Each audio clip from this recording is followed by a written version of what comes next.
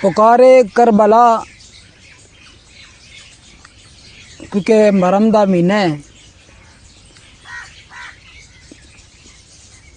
पत्थर मोम पहाड़ सब होण पानी गल करबला दी जदों अलाई होवे। कबल गौर तवज्जो चाहांगा। पत्थर मोम पहाड़ सब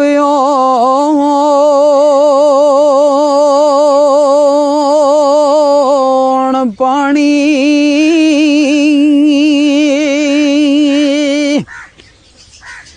ते गल करबला दी जदों अलाई ओवे।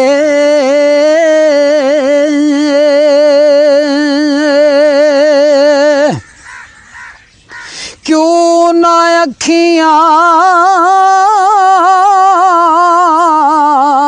विचों खून दे वैन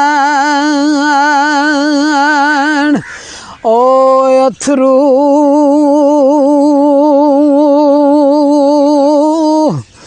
ते करबला दी दास्तां आई होवे।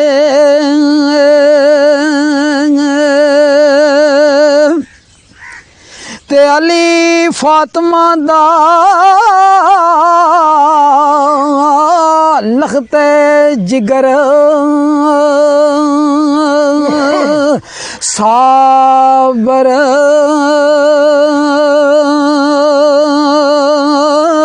ते सुने ओ बच्चियां गर्दनों कटाई होवे।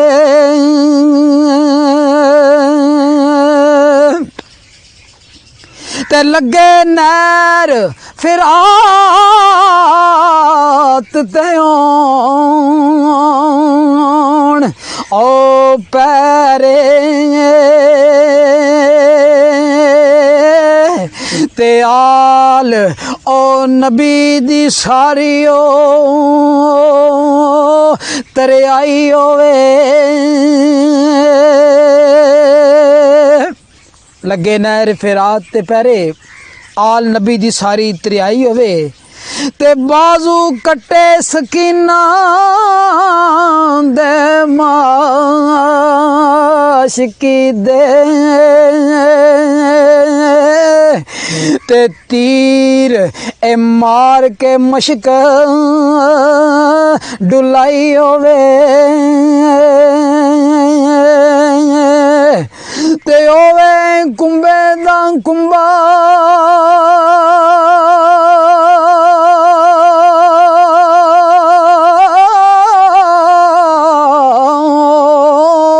शहीदो सारा ते अग खैमियां नू जालमा ए लाई होवे।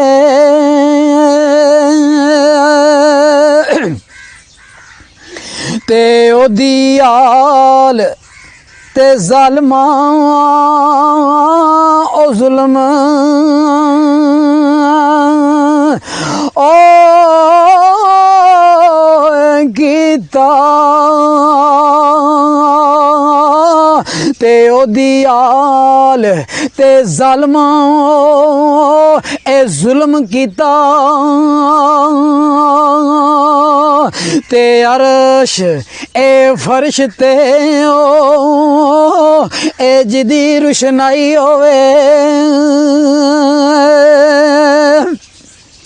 ते सर तू बेपर्दा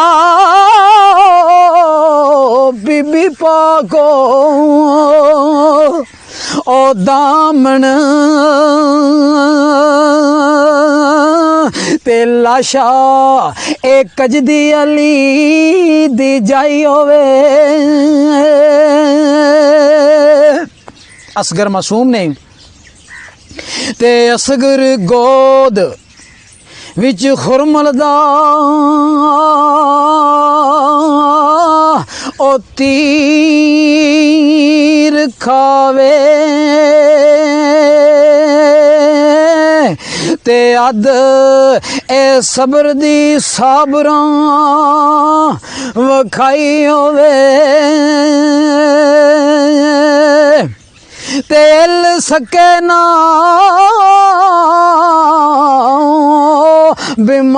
बीमार ओ आबद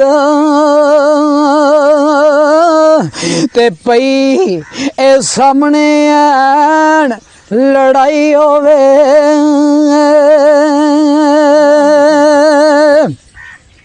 ते सुगरा ओ विच मदीने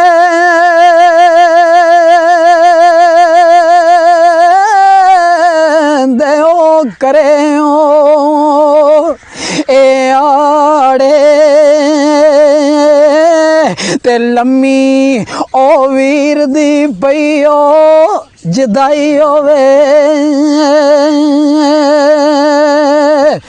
ते बच्चे तड़फ दे मिले ना कुट